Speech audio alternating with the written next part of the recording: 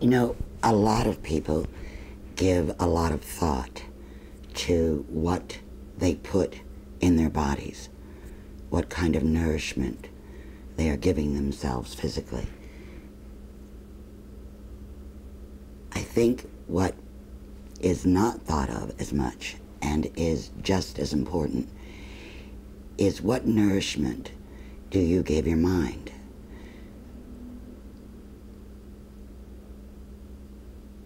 Some things, you know, you would not look, for example, normally, just take arsenic into your body. Well, sometimes we do that with our mind. We put poisonous material in there. So I'm thinking it would behoove us all to consider more, what are we reading? What are we watching on TV? What kind of people do we turn to? What kind of places do we go?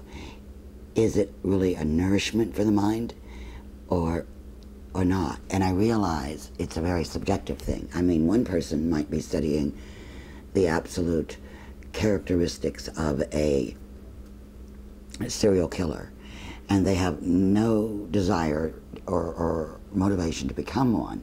They might be an actor studying it. It might be someone in psychology. It might be someone in law enforcement. I'm not saying that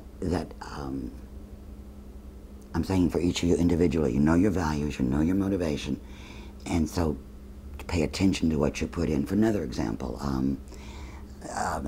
things about health. For some people, they're in the field of medicine, and that is what they're going to study, every kind of germ, every kind of disease.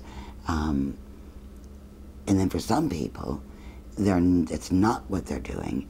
They are instead feeding their own fear, their own hypochondria, learning 90 new ways to interpret a twinge or a pain, and imagining themselves with all kinds of illnesses.